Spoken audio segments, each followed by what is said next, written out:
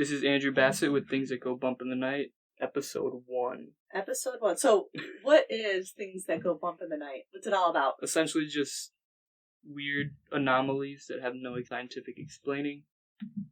You just go over them, try to questionably debunk them, or find other reasons logically to say that it is that, or that it could be something else.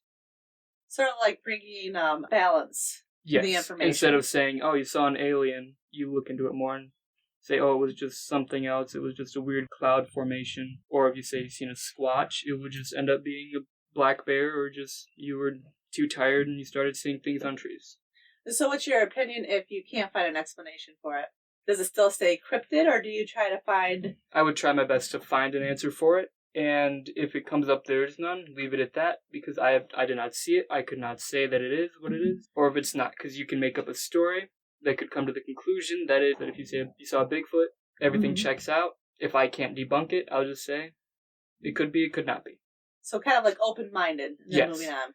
So what's the one we're going to talk about today? Right now, it'd just be on the main overall types of Bigfoots and Squatch-like creatures throughout there, and the similarities of mainly just the climate similarities of where they live and the similarities of the environment. And surprisingly, there's quite a few different ones. Mm-hmm. They even compared some lake monsters in Michigan that look like a Bigfoot, that they're saying that it could possibly be a Bigfoot, but it was a lake monster instead, which kind of... That's interesting, because I've never seen that.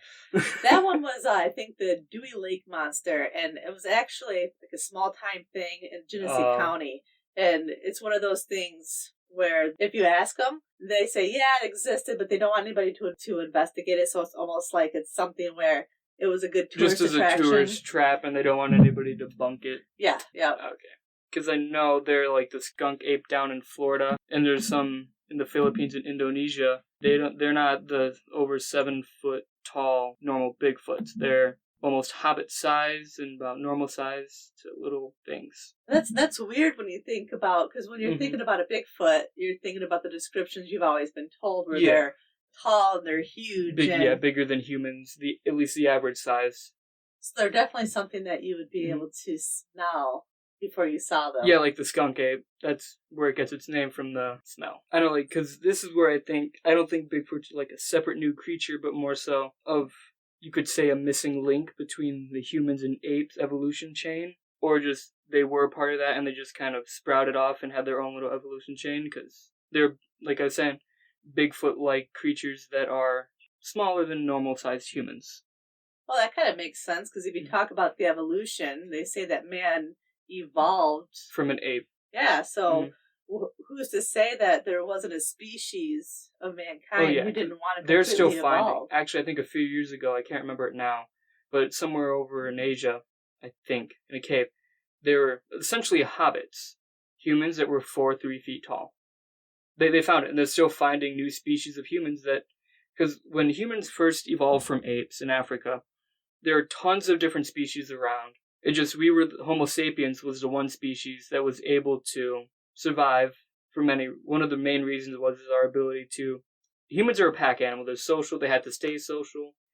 I mean, this is introverted, but they still have to have some human instinct. Not instinct. Communication and stuff like that. Because if they don't, they end up weird. Well, we know some of those. Don't want to go too much off, but I heard there was like this thing. I need to check it.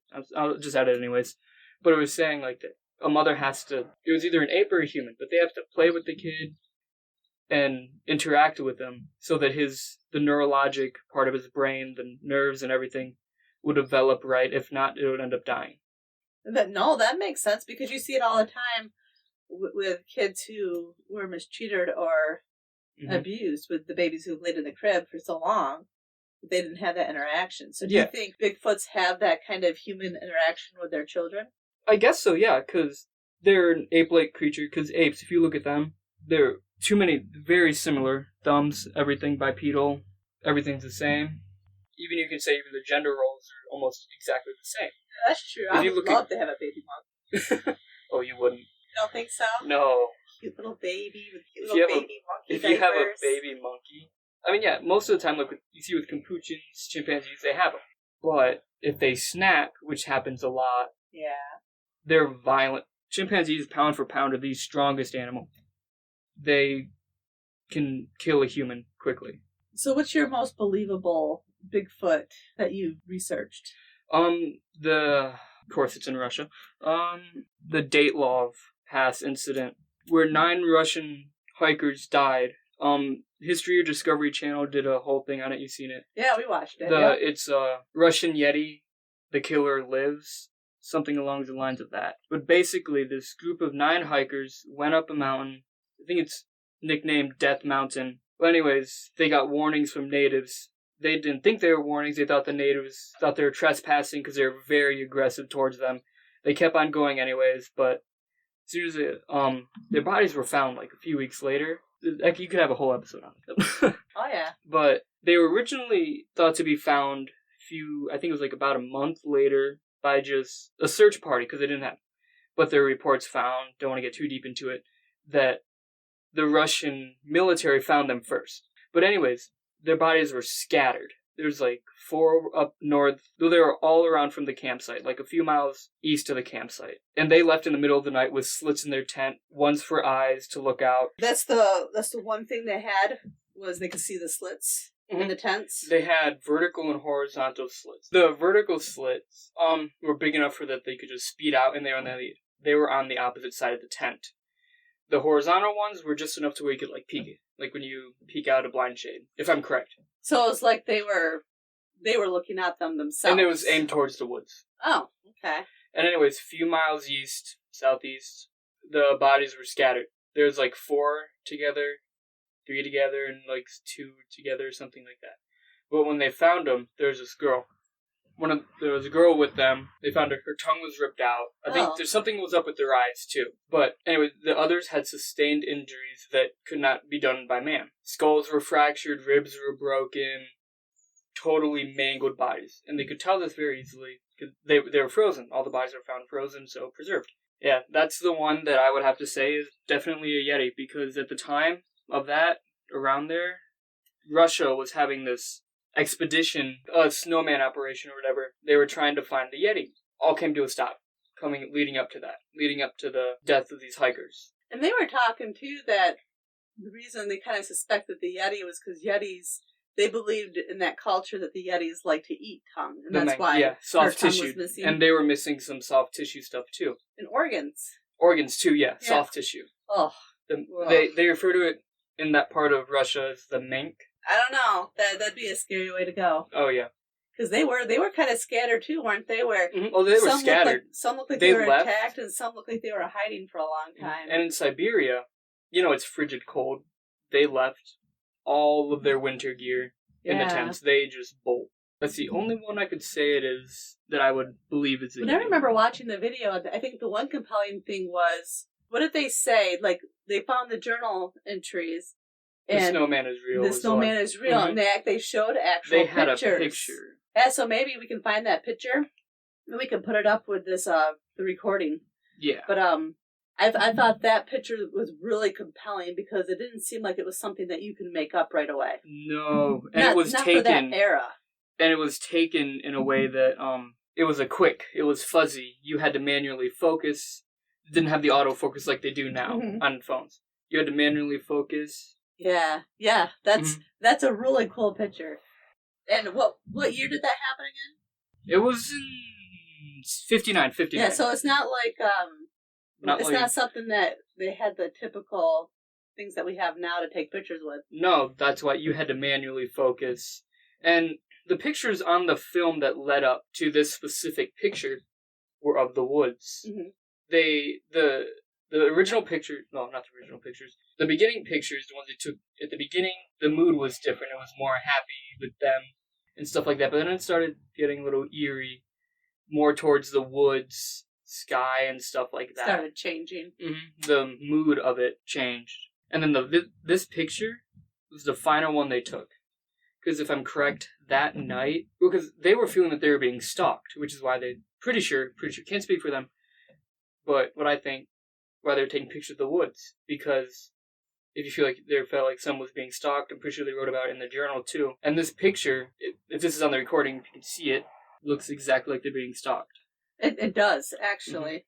So my question is, there's so many different stories of Bigfoot, many different, ideas Versions. of species. So do you think there are true different species?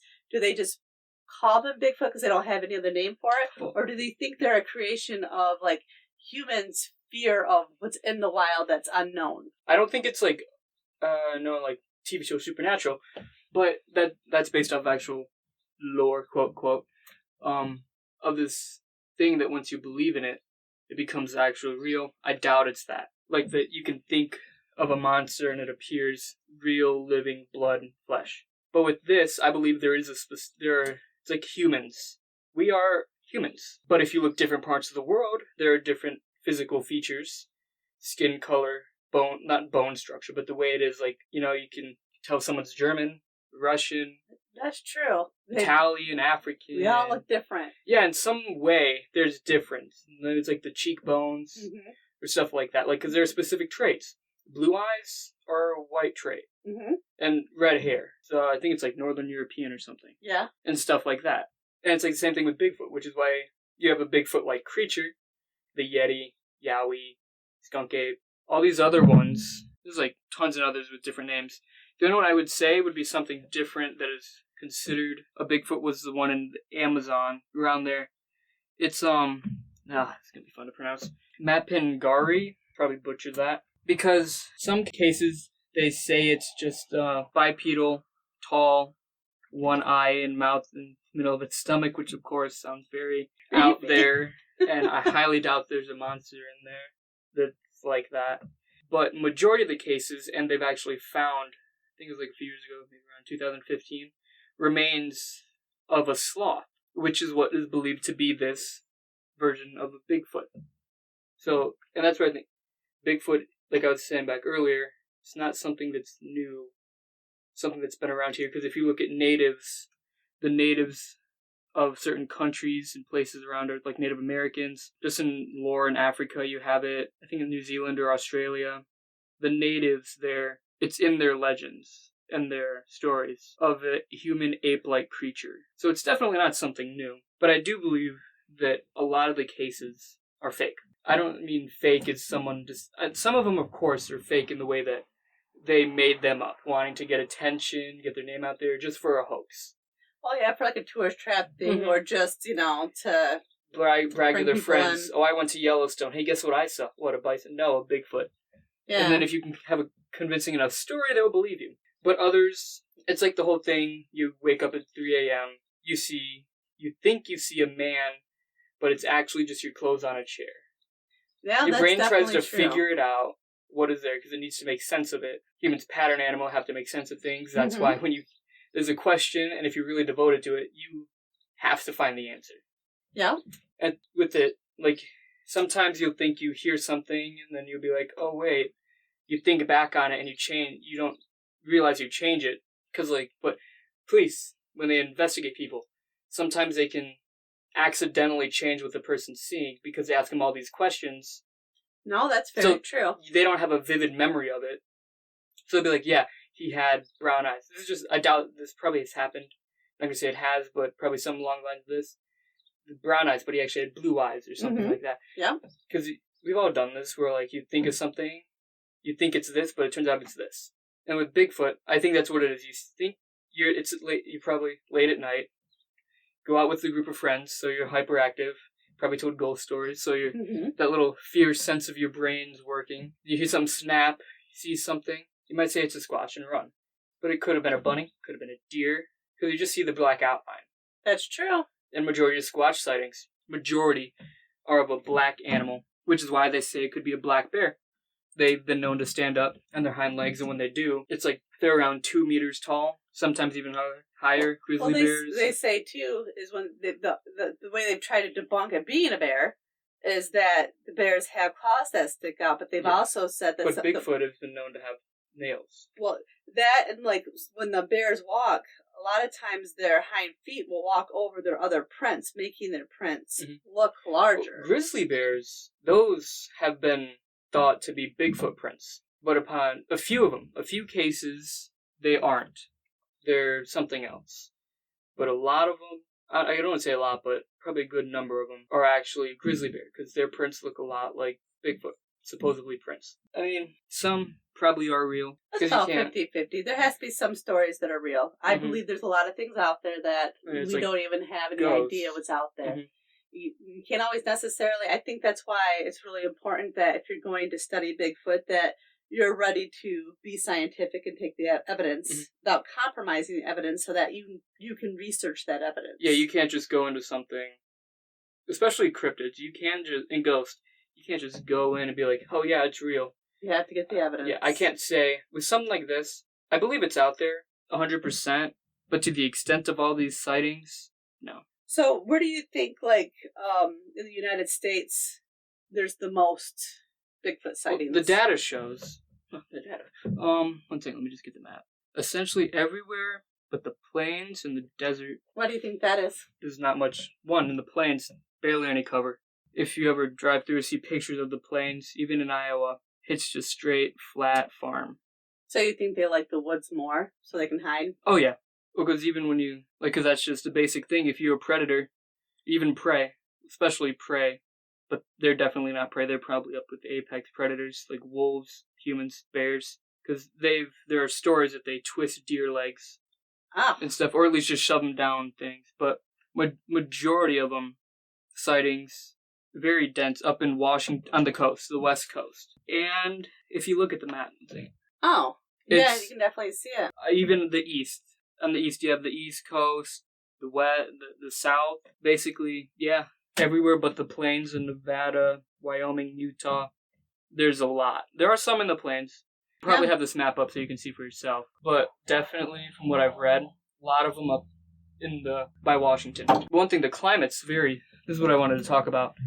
From these parts of, just in the world with China and Australia, the climates on this map I have. Washington's in the temperate zone. So is British Columbia.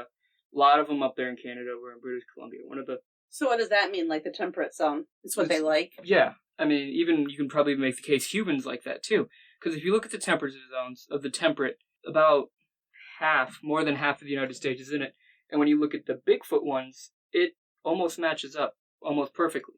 Because you still have some in the plains, a little down in California where it's the Mediterranean. And then if you look over in China, where there's a lot of them, it's in the arid.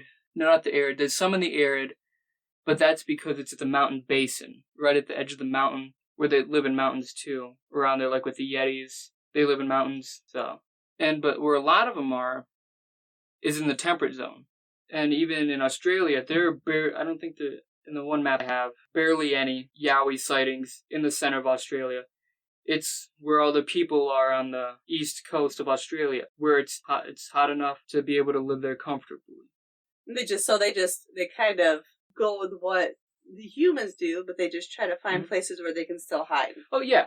Well, I mean, because if it is true where they are some sort of a human, monkey, ape, not hybrid, but of the evolution, it makes sense because the temperatures in the temperate zone, you have Michigan, doesn't get too hot, maybe a few over 100 days, doesn't get too cold. It gets cold, but nothing like the plains or Siberia. And in Siberia, you have the Yetis in the mountains, which they're accustomed to live there, like you have Arctic foxes. You couldn't take a red fox that lives in Michigan. You couldn't take one of those and put it there, they'd die. And you couldn't really do vice versa. They wouldn't be able to handle the climate. They're not used to it. Yeah. And, yeah. Even though you have case that monkeys live in tropical, it kind of is a little bit, it's not as bad as a tropical climate. Well, I found one that lives in a subtropical climate, like mostly in the forest of the northeast of India, in a little bit of Bangladesh, called I think it's pronounced Mande Burang. That's near the mountains, though. And they're very, very hairy and, bipedal, and they're actually believed to be a surviving version of, like, an ancient type ape. Yeah. And that they've just, they hide out so well that you don't see them very often. Yeah.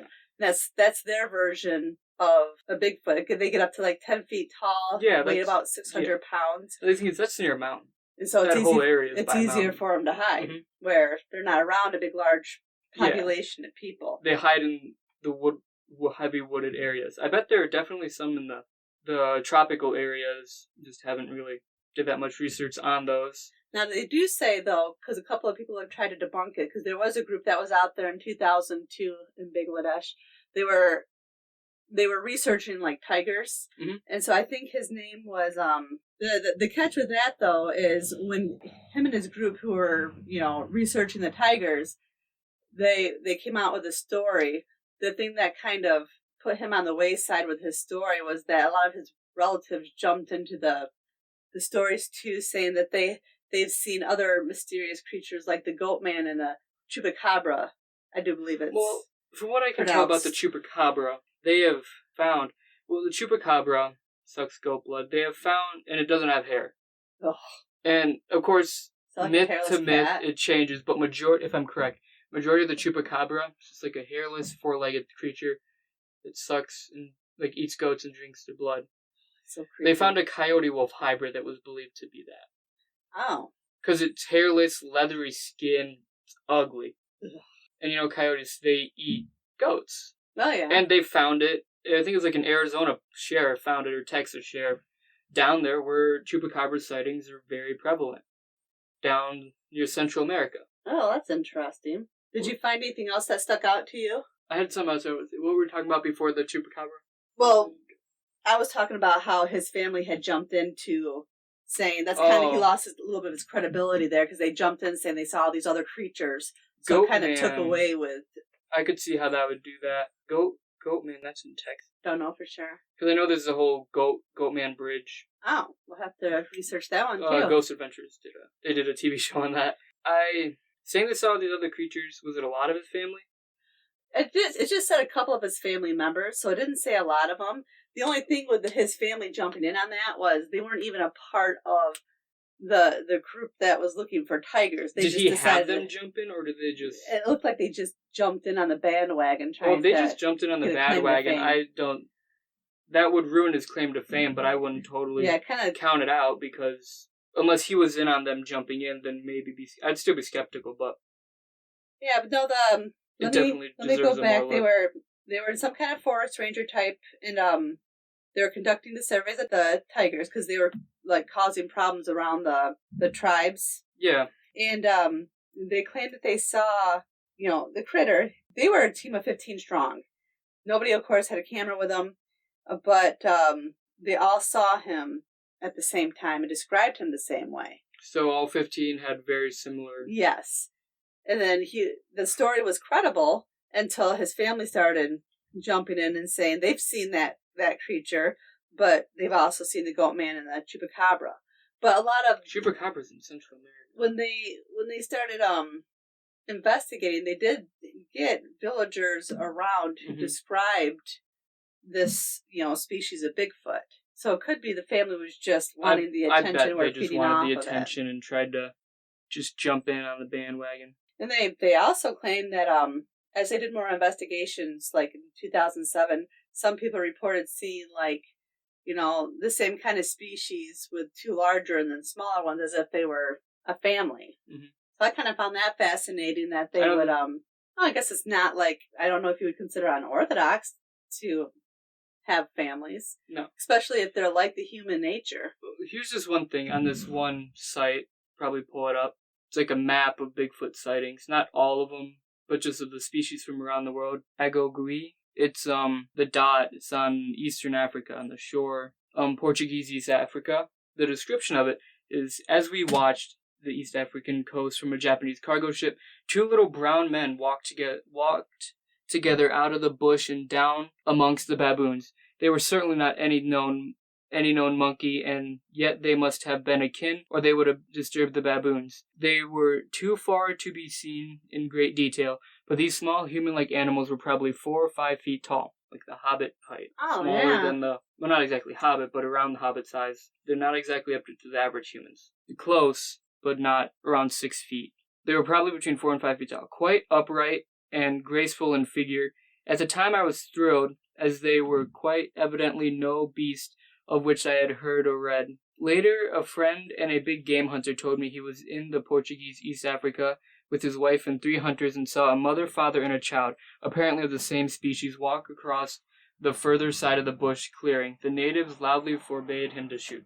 Oh, so they're the natives it seemed like they were protecting them. Mm-hmm.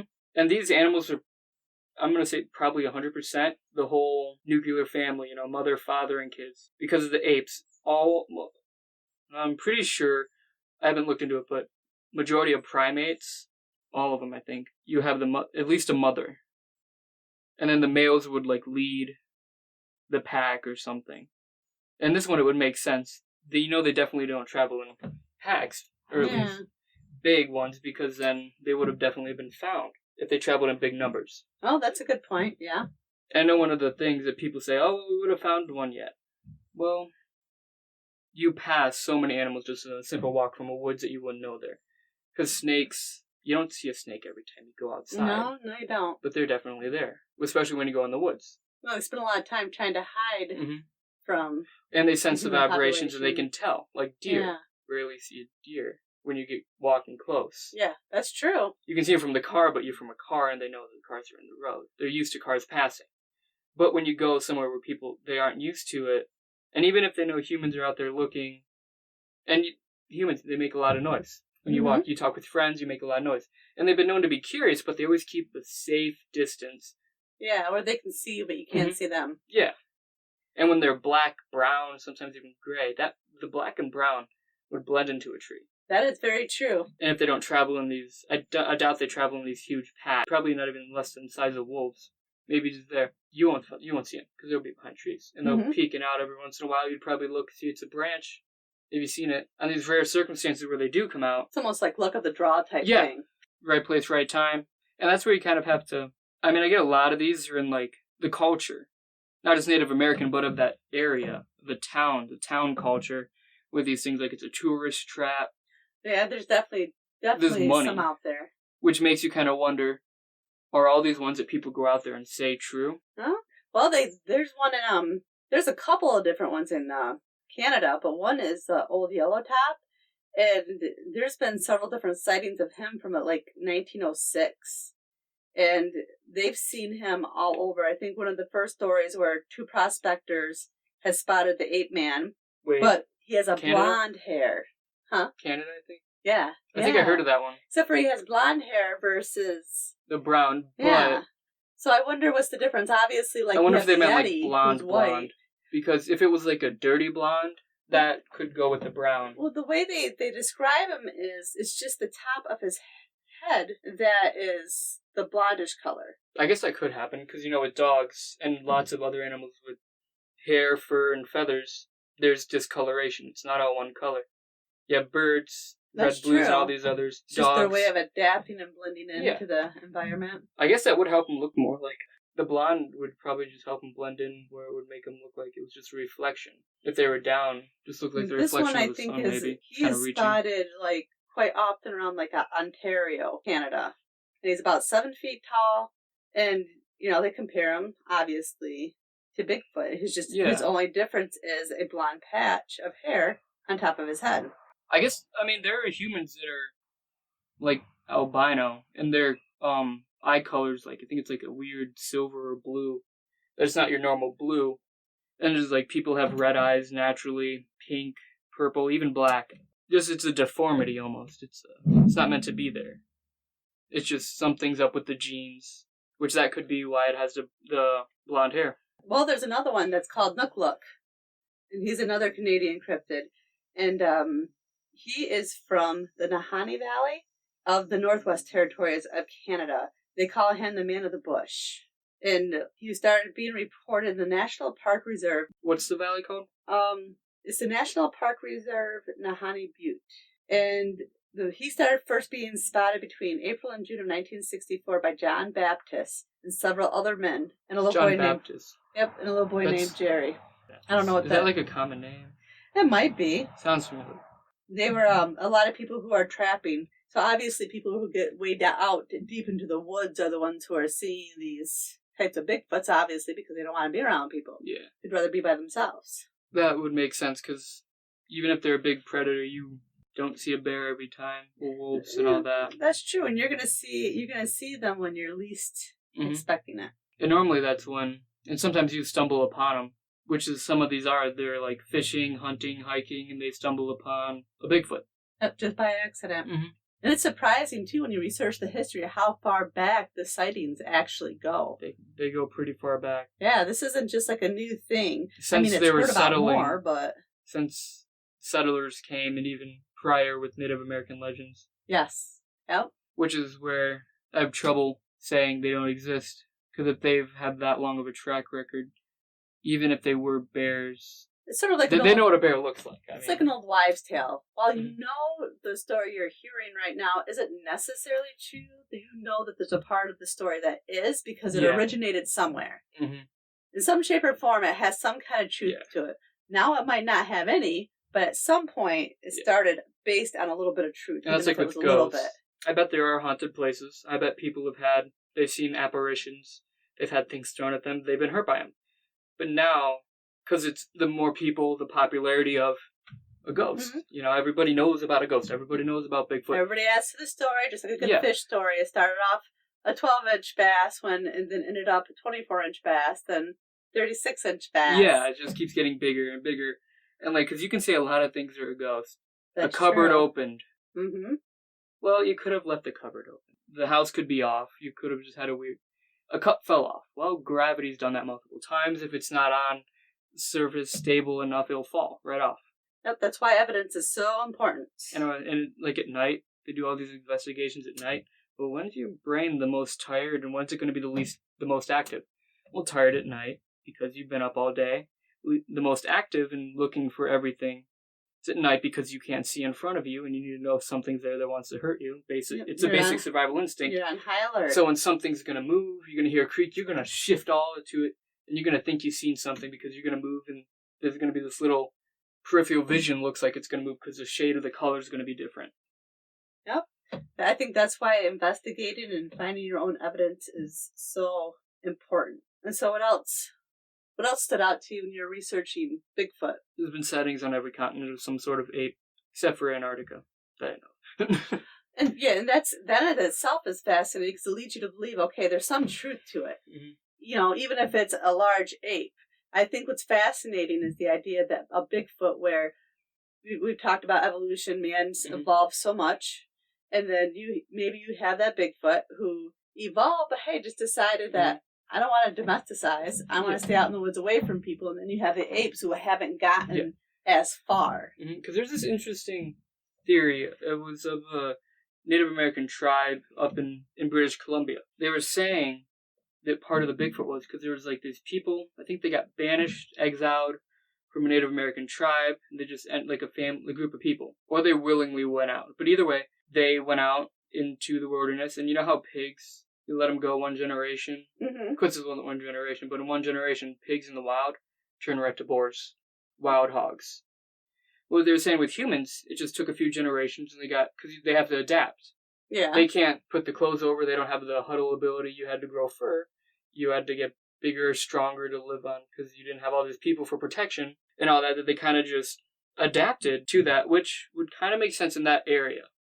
No, that kind of does make sense. If you think about it, if you've heard the stories of like Wolf Boy, and I don't know of any, positive stories, but you hear the stories of the boy who was raised by wolves. That's actually happened. There was this little girl in the Amazon. He adapted the personality, or she did. Yeah. There was I think it was somewhere in South America. Well, this guy came over, found her. She was living with like these big cats. Treated her like that.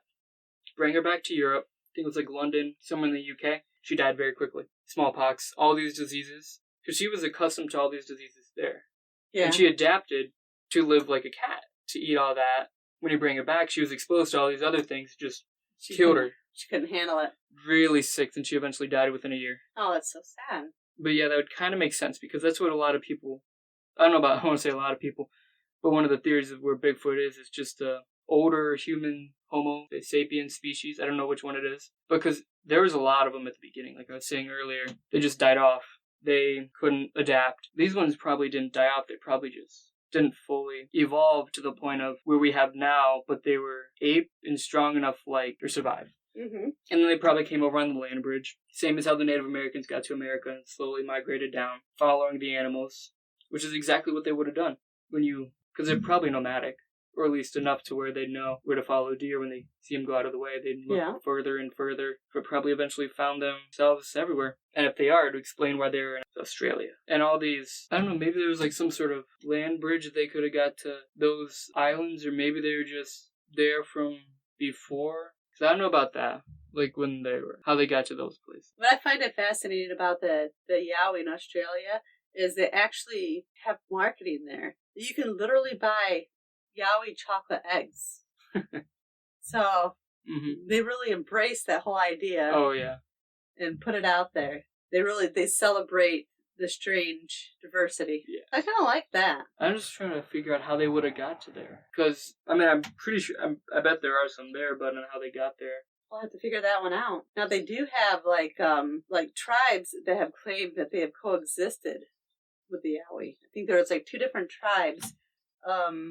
They claim to have coexisted with the Yowie for centuries and have long and detailed histories of different attacks from them and their legends. The Yowie is their equivalent to what Native American tribes in Northwest America call the Sasquatch. Yeah. They're it'll be the tribes from tropical North Queensland and I'm going to probably butcher this one, the Kukuyalani. It's probably completely wrong with the way I said it. But I think, okay. If they coexisted, then they might have came over at the same time, or if they coexisted for a long time, because they probably could have, because, I mean, I don't know.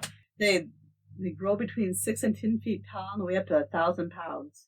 It's quite large. Yeah. But yet, other species of the Yowie is described as being just between 4 and 5 feet tall. Yeah, there's some that are small, and then some that get up huge. There are reports that I think of Bigfoot being around 15 feet tall. Do you think that would be from fear?